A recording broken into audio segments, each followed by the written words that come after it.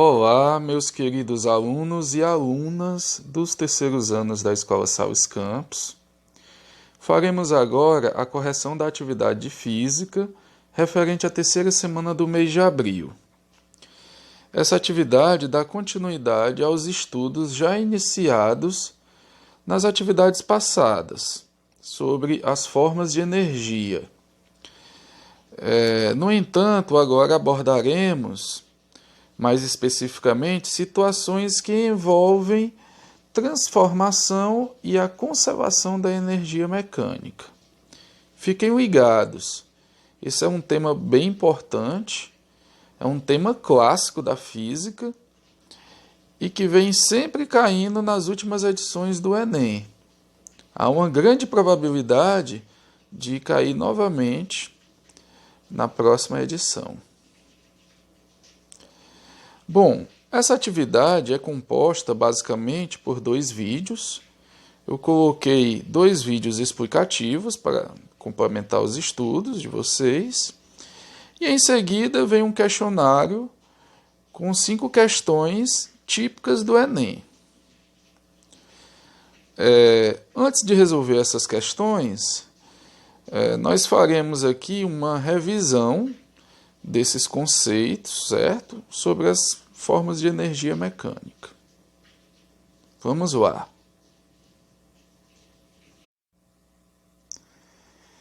Basicamente, a energia mecânica é dividida em 2 modos: energia cinética e energia potencial. A energia cinética está associada ao movimento. Se um corpo está em movimento, dizemos que ele tem energia cinética. A energia cinética é obtida de acordo com essa equação. Igual a massa do corpo vezes a sua velocidade ao quadrado dividido por 2. Já a energia potencial, ela está associada à interação entre os corpos. Ela está subdividida aqui em 2, a potencial gravitacional e a potencial elástica. A potencial gravitacional, como o próprio nome diz, ela tem natureza gravitacional. Sabemos que todos os corpos próximos à superfície da Terra sofrem uma atração gravitacional pelo nosso planeta. Se a gente pegar qualquer objeto, uma bolinha, por exemplo, e abandonarmos de uma altura de 2 metros, o que vai acontecer? Essa bolinha vai cair, devido à atração gravitacional da Terra. Então, dizemos que essa bolinha, inicialmente, à altura de 2 metros, ela tinha uma energia potencial gravitacional. Como é que a gente calcula essa energia potencial gravitacional? Está indicado aqui por essa equação, como sendo o produto entre a massa, o m, vezes a gravidade, o g, a gravidade local, vezes a altura, que é representado pelo h. Certo? E a energia potencial elástica? Diversos dispositivos industriais, mecânicos, eles são fabricados para esticar. O exemplo mais simples, uma mola. A mola ela foi feita para sofrer esticamento e compressões. E quando essa mola estica ou é comprimida, dizemos que ela tem uma energia potencial elástica acumulada. Certo? Essa energia potencial elástica ela pode ser obtida por essa equaçãozinha aqui. Ela é igual ao K. O K é a constante elástica da mola, ou seja, depende das propriedades da mola, como o material dela e a forma que ela foi fabricada. O X vezes o X ao quadrado, esse X é justamente a elongação, ou seja, o esticamento da mola, dividido por 2, certo? Comparando aqui, o que é que a gente percebe? A energia cinética ela depende do quadrado da velocidade, principalmente, A energia potencial elástica depende do quadrado do x, que é o esticamento da mola, e a energia potencial elástica, ou a potencial gravitacional, desculpa, ela depende simplesmente dessa altura, do H, certo? Para a gente entender melhor esses conceitos de energia e a conservação da energia, vamos analisar agora duas simulações. Bom, pessoal, essa simulação vai nos ajudar a compreender melhor esses conceitos de energia e a conservação da energia mecânica.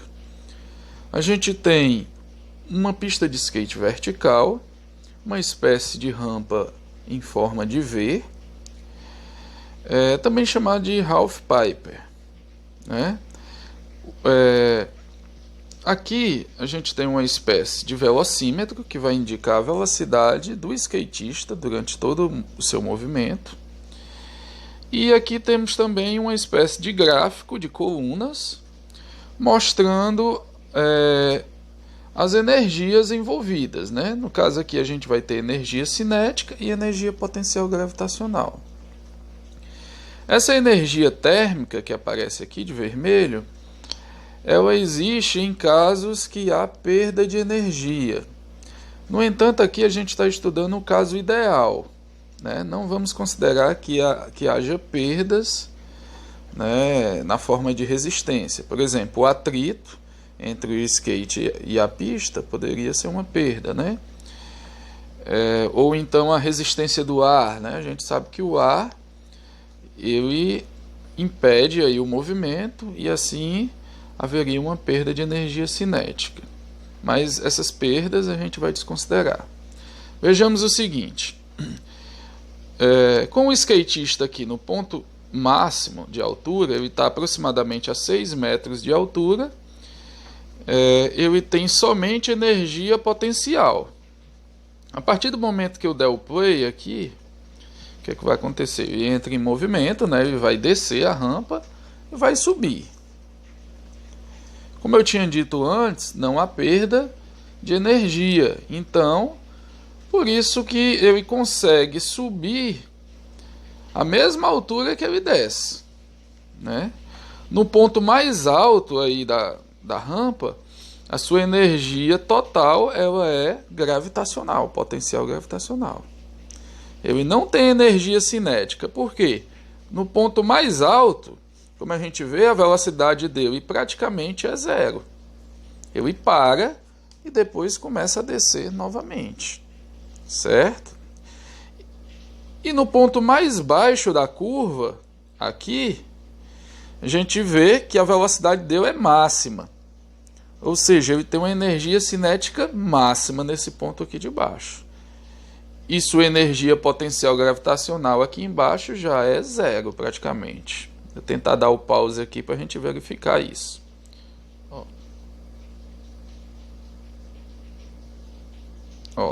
Nesse ponto aqui, chegando próximo do ponto mínimo, né, de mínima altura, o que é que a gente percebe? A energia cinética dele é máxima e a potencial é mínima, né? Então, o que é que está acontecendo aí, pessoal? Não sei se vocês perceberam. A energia potencial gravitacional daqui se transformou em energia cinética no ponto de mínima altura. Então, há aí uma conservação de energia. Há uma transferência ou transformação de energia. Fica havendo a troca de energia cinética em potencial gravitacional e vice-versa. Energia potencial gravitacional em energia cinética. Certo? Se não há perdas na forma de resistência, então a energia mecânica do sistema, no caso aqui é o movimento, ela se conserva. Vamos agora ver uma outra simulação envolvendo a energia potencial elástica. Bom, nessa segunda simulação, temos o que chamamos na física de sistema massa-mola. O que é isso? É um corpo conectado a uma mola presa a uma superfície.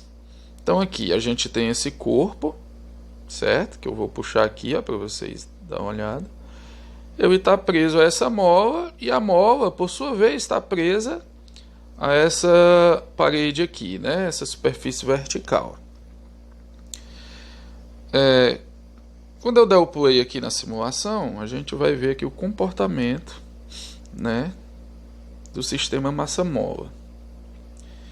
Percebam o seguinte, pessoal, que é mais uma situação que não estamos considerando perdas de energia, ou seja, resistências, certo? A gente está considerando que essa superfície ela seja sem atrito, ideal, como se fosse uma pista de gelo.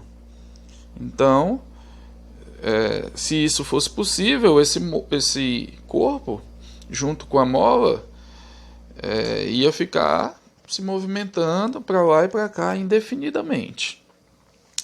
Bom, em relação à energia, percebam o seguinte: quando a mola está esticada ao máximo, aproximadamente nesse ponto, ou quando ela está comprimida ao máximo nesse ponto, a sua energia potencial elástica é máxima.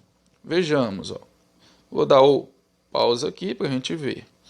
Certo? Eu vou passar parte por parte. Nesse ponto aqui do x0, x do equilíbrio, ponto central, né?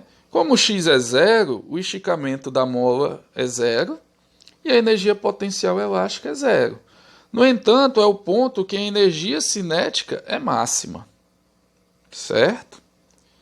Já à medida que a mola vai sendo esticada durante o movimento, a energia cinética vai diminuindo, certo? E a energia potencial elástica, que é a vermelhinha aqui, vai aumentando até chegar ao seu máximo. Quando a energia potencial elástica é máxima, nesse ponto aqui, ó, a gente vê que a energia cinética é mínima, é zero. Ou seja, semelhante à simulação anterior, há uma transformação de energia, né? A energia potencial elástica se transforma em energia cinética e, por sua vez, a energia cinética se transforma em energia potencial elástica. Então, isso é o que chamamos de conservação da energia, certo? Não há perdas aí. Vamos ver aqui novamente. Aqui de amarelo, né, essa coluninha de amarelo indica o nível de energia mecânica. A energia mecânica é a energia total do sistema, certo? Ou seja, é a soma de todas as energias. Por isso que ela não se altera. O que é que fica sendo alterado aqui? É a energia cinética e a energia potencial elástica. Certo, pessoal? Espero que com essas duas simulações tenha dado para vocês compreenderem melhor. Eu acredito que sim. E agora vamos voltar para as questões e resolvê-las. Questão 1. Observe a figura. Vejam aí, pessoal, que tem 4 etapas nessa figura. A etapa 1 diz: atleta corre com a vara. Etapa 2, o atleta apoia a vara no chão. Etapa 3, o atleta atinge certa altura, né? E etapa 4, o atleta cai em um colchão. Uma das modalidades presentes nas Olimpíadas é o salto com vara. As etapas de um dos saltos de um atleta estão representadas na figura, desprezando-se as forças dissipativas, resistência do ar e atrito, para que o salto atinja a maior altura possível, ou seja, o máximo de energia seja conservado, é necessário que... Bom, pessoal, voltando aqui para a figura, a questão diz que não há perda de energia, né, já que não há resistência do ar. Então, durante a etapa 1, o atleta está só correndo, né? Então aqui ele não tem energia potencial gravitacional. Ele está sobre o solo, só com uma certa velocidade. Ele vai ter o quê? Energia cinética. Já na etapa 2, ele está começando a subir, né? Certo? E também ainda tem velocidade, ou seja, nessa 2 ele tem tanto energia cinética como energia potencial gravitacional, já que ele está começando a subir em relação ao solo. Na etapa 3, a gente vê que ele chega à altura máxima e para. Ou seja, ele tem somente energia potencial gravitacional, EPG. E a energia cinética aí já é zero. E na última etapa, ele cai, né? Ele está sobre o chão. Então, a energia cinética é zero e sua energia potencial gravitacional também é zero. Não tem nenhuma das duas, certo? Então, é como se a energia da etapa 1 se transformasse na energia da etapa 3, né? A energia cinética da etapa 1 se transformou na energia potencial gravitacional da etapa 3. Vamos ver os itens. O primeiro item ele diz: a energia cinética representada na etapa 1 seja totalmente convertida em energia potencial gravitacional na etapa 3. Olha aí, já o primeiro item é a resposta correta. Certo? Mesmo assim, vamos analisar os outros itens. O item B, a energia cinética representada na etapa 1 seja totalmente convertida na energia potencial elástica. Olha, aqui não está envolvendo nenhum corpo com esticamento, né? Como uma mola e etc. Então, não faz nenhum sentido. Esse terceiro item, a energia potencial gravitacional representada na etapa 1, a gente viu que não tem energia potencial gravitacional na etapa 1. Então está falso, certo? Então B e C falso. O D, energia potencial gravitacional representada na etapa 2, até tem, né? Parte da energia é gravitacional e outra parte é cinética na etapa 2, seja totalmente convertida em energia potencial elástica. Falou de elástico de novo, não é o caso. E o último item, a energia cinética representada na etapa 2, seja totalmente convertida em energia potencial gravitacional representada na etapa 4. Falso também. Na etapa 2, a gente tem energia cinética e gravitacional, né? E na etapa 4 a gente não tem nenhuma energia, certo? Então, só sobra aí o item A como o item correto. Vamos à próxima questão. Questão 2. Bom, pessoal, essa questão 2, ela envolve um pouquinho de cálculo, certo? Observe a figura, a gente tem aqui um carro solar, certo? Um carro com uma espécie de placa fotovoltaica sobre o seu teto. Então a questão diz assim: um carro solar é um veículo que utiliza apenas a energia solar para sua locomoção. Tipicamente, o carro contém um painel fotovoltaico que converte a energia do sol em energia elétrica, que por sua vez alimenta um motor elétrico. A imagem mostra o carro solar Tokai Challenge, desenvolvido na Universidade de Tokai, no Japão, e que venceu o World Solar Challenge, de 2009.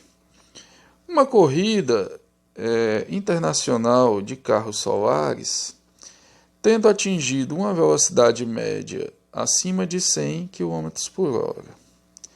Considere uma região plana onde a insolação, a energia solar por unidade de tempo e de área que chega à superfície da Terra, seja de 1000 watts por metro quadrado. Que o carro solar possua uma massa de 200 kg e seja construído de forma que o painel fotovoltaico, em seu topo, tenha uma área de 9 metros quadrados e rendimento de 30%. Desprezando as forças de resistência do ar, o tempo que esse carro solar levaria a partir do repouso significa que ele estava parado, né? Para atingir a velocidade de 108 km por hora, é um valor mais próximo de... Aí a gente tem aqui os tempos, 33 segundos, 4 segundos, 1 segundo, 300 segundos e 10 segundos. Bom, pessoal, a situação aqui é o seguinte, a gente tem esse carro solar, tem uma massa de 200 quilos, essa região, essa localidade, tem uma incidência solar de 1000 watts por metro quadrado, né? A placa sobre o teto do carro tem 9 metros quadrados e o rendimento da placa é de 30%. O que é esse rendimento? De toda a energia, somente 30% dessa energia é transformada em energia mecânica. Certo? Vamos aqui aos cálculos. A energia produzida pela placa, né, vai depender da potência e do tempo o qual vai estar submetido ao sol da região, certo? Ou seja, a energia vai ser igual à potência vezes o ΔT. Essa energia vai ser transformada em energia cinética, vai fazer com que o carro se mova. Então vai ter uma variação da energia cinética. Como o carro parte do repouso, essa energia cinética inicial, a gente sabe que é zero, né? Então a gente não precisa se preocupar com isso. Então, essa energia solar vai ser transformada em energia cinética. No entanto, a questão diz que a placa tem um rendimento de 30%.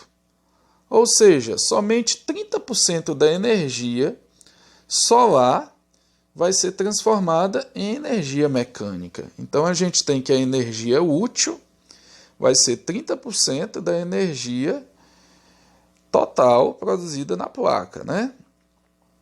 E essa energia vai ser igual à variação da energia cinética, ou seja, a energia necessária para o carro se mover, né? Então, portanto, a gente tem aqui 30%. Como a energia da placa é a potência vezes o ΔT, substituindo aqui, vai dar igual à energia cinética final do carro, certo? Isolando aqui o tempo, o ΔT, a gente vai passar o 30% e a potência dividindo. Então fica o seguinte, o tempo, ΔT, vai ser igual à energia cinética final do carro, dividido pelos 30% vezes a potência da placa, certo? Vamos aqui, continuar aqui os cálculos. Deixa eu afastar aqui um pouquinho. Então, vamos calcular a energia cinética, né? Para a energia cinética, a gente precisa da massa do carro, que é 200 kg, a velocidade dele, que é 108 km por hora, né? Só que antes de calcular essa velocidade cinética, aliás, a energia cinética, a gente precisa passar a velocidade para metros por segundo. Vocês devem ter visto que para passar de quilômetros por hora para metros por segundo, a gente divide por 3,6. Então, 108 dividido por 3,6 dá 30 metros por segundo. Então, a velocidade final desse carro é 30 metros por segundo. Calculando aqui a energia cinética, energia cinética é igual a massa, 200, vezes a velocidade ao quadrado do carro, 30 ao quadrado, dividido por 2. Fazendo essas contas, fica o seguinte, 200 vezes 30 ao quadrado é 900, dividido por 2 vai dar 90.000 joules. Então, achamos já a energia cinética. Falta agora a gente calcular a potência, né? No caso, a potência da placa solar. Como a região tem uma incidência solar de 1000 watts por metro quadrado e a placa tem uma área de 9 metros quadrados, a potência vai ser o quê? Esses 1000 vezes 9. 1000 vezes 9 dá 9.000 watts, certo? Então, para finalizar, certo? A gente vai voltar aqui, ó. A equaçãozinha que a gente tinha era essa. Para determinar o tempo que o carro precisa ficar exposto ao sol, né? A gente vai usar a energia cinética e a potência. Então, o que é que a gente tem aqui, ó? Energia cinética, a gente calculou 90.000, dividido pelos 30%, vezes o 9.000 watts. Fazendo essas contas aqui, ó, 90.000 dividido por 9.000, isso aqui vai dar 10. 10 dividido por 30%, ou seja, 10 dividido por 0,30, dá 33,33 segundos. Então, esse carro solar, né, mesmo com esse rendimento de 30%, é em torno de 33, quase 34 segundos serão necessários para eu partir do repouso e chegar a uma velocidade de 30 metros por segundo, ou chegar a uma velocidade de 108 km por hora. Certo, pessoal? Então, sendo assim, a resposta correta, ó, seria aproximadamente 33 segundos. Vamos à próxima questão. Questão 3. O brinquedo pula-pula cama elástica é composto por uma lona circular flexível horizontal, presa por molas à sua borda. As crianças brincam pulando sobre ela, alterando e alternando suas formas de energia. Ao pular verticalmente, desprezando o atrito com o ar e os movimentos de rotação do corpo enquanto salta, uma criança realiza um movimento periódico vertical em torno da posição de equilíbrio da lona, h igual a 0, passando pelos pontos de altura máxima e de mínima alturas, h máximo e h mínimo, respectivamente. Esquematicamente, o esboço do gráfico da energia cinética da criança em função de sua posição vertical da situação descrita é. Então veja bem, pessoal, a gente tem a situação daquela cama elástica, né, que as crianças brincam muito, né, nas praças ou nos aniversários, que é bem legal. Então ele quer que a gente analise aí, né, as energias associadas a essa situação. E daí marque o gráfico correto, relacionado à energia cinética, em função da altura, certo? Como a gente vê aqui, ó, todos os gráficos eu tenho o eixo vertical, a energia cinética, e o eixo horizontal é a altura, ou seja, ele quer o gráfico da energia cinética em função da altura. Vamos ver aqui uma figurinha que eu trouxe para a gente analisar a situação. Vamos supor que aqui seja a cama elástica, né? Aqui está o nível da cama elástica, aqui seria o H0. E a criança seja representada por essa bolinha aqui, certo? Quando a bolinha, o peso da criança está sobre a cama elástica, ela vem até o fundo aqui, a esse nível aqui, né? Certo? Nesse caso, vai haver o quê? Vai haver uma energia potencial elástica. Por quê? A cama elástica ela vai funcionar como se fosse a mola, né? A mola esticada. Certo? E aí, essa mesma cama elástica vai empurrar a criança para cima. Então, à medida que ela sai aqui, ó, do X mínimo, da altura mínima, ela vai subindo, vai passar pelo zero, né, que é representado por essa tracejadozinha aqui. Depois a bola vai subir, né, chegar até a altura máxima. Aqui na altura máxima, a gente sabe que ele tem uma energia potencial gravitacional máxima. No entanto, a sua velocidade no ponto mais alto é zero, porque ela vai parar e depois vai começar a cair, né? Então, se a velocidade no ponto mais alto é zero, sua energia cinética é zero. A energia cinética do movimento da criança, ou da bolinha aqui, vai ser máximo aqui, né? No nível de altura igual a zero. Certo, pessoal? Então, como é que a gente vai analisar o gráfico? Vamos voltar aqui para o gráfico.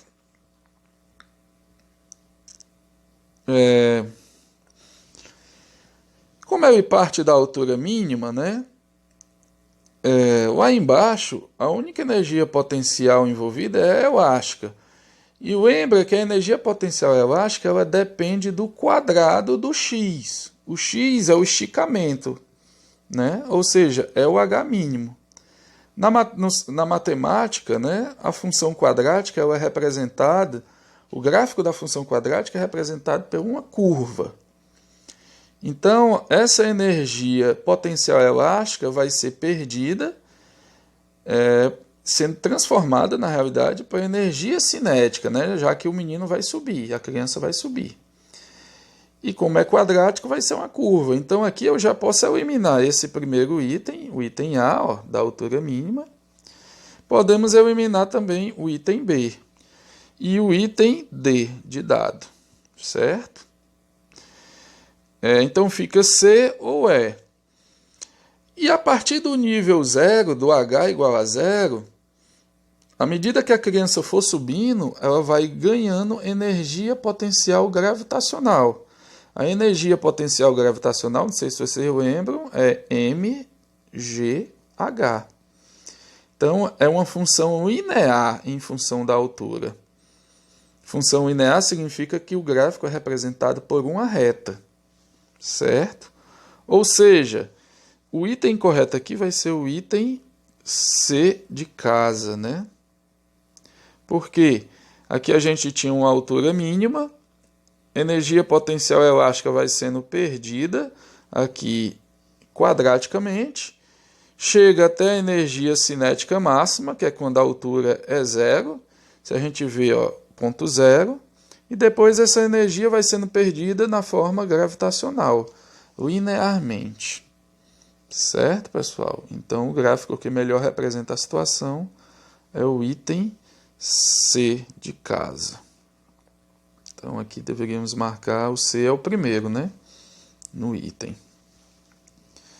Vamos à próxima questão.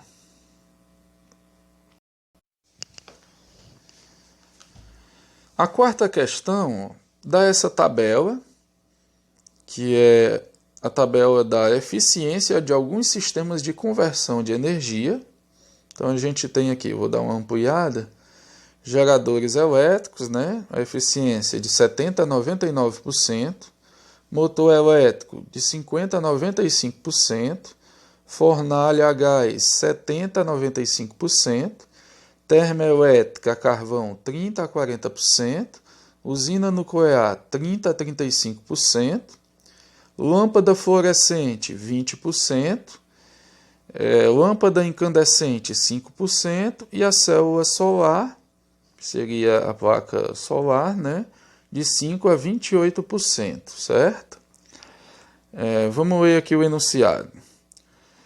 A eficiência de um processo de conversão de energia, definida como sendo a razão entre a quantidade de energia ou trabalho útil e a quantidade de energia que entra no processo, é sempre menor que 100% devido a limitações impostas por leis físicas.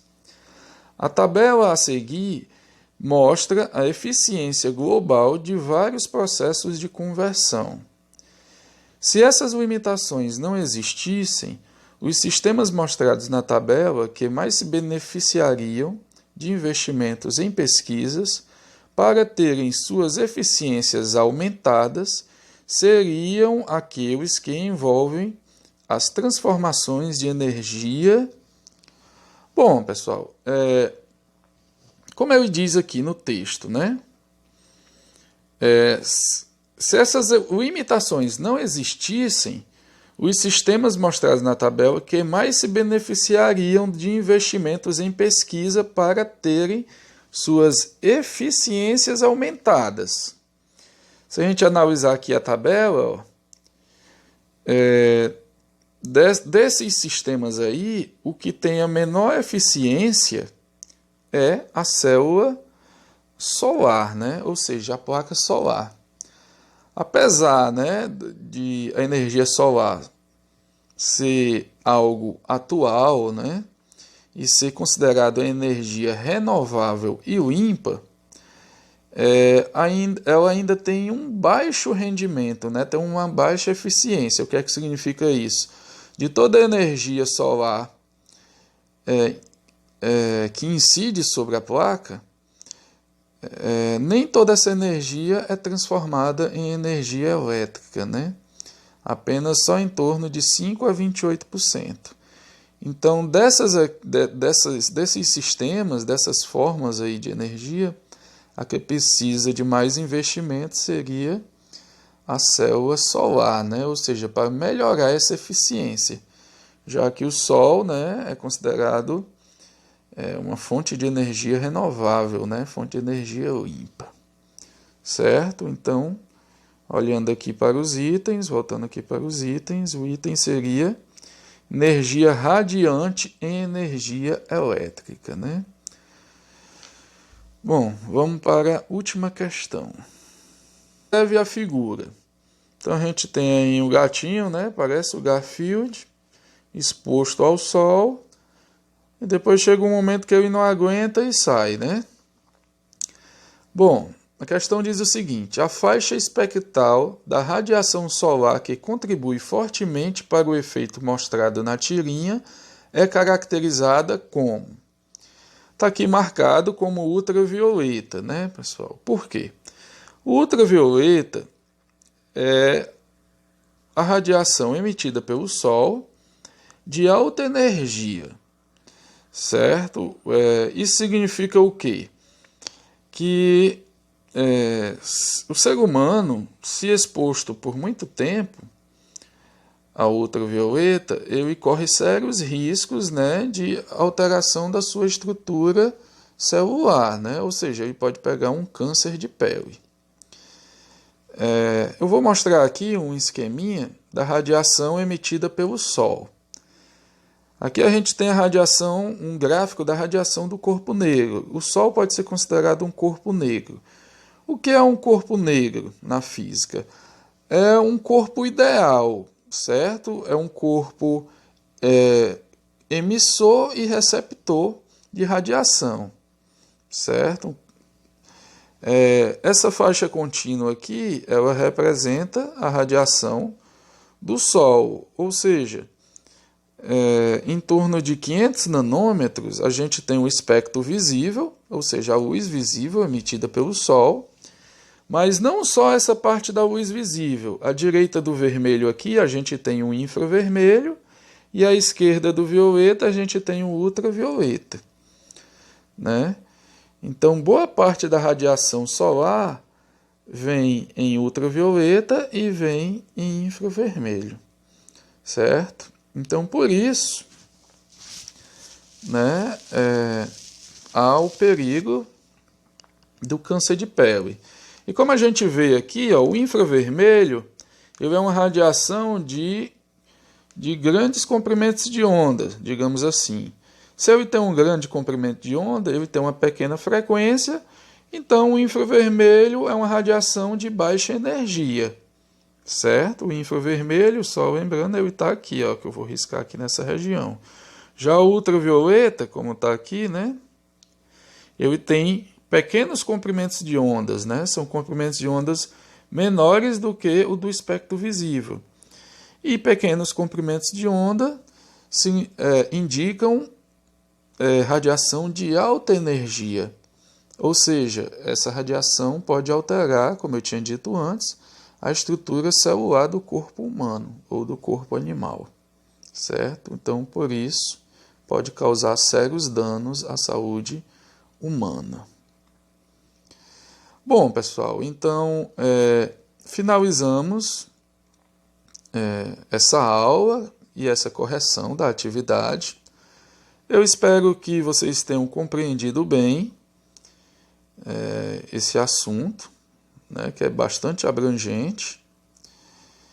Quaisquer dúvidas, podem me procurar aí nas redes sociais ou por meio dos seus PDTs. Agradeço por assistirem essa aula e até mais.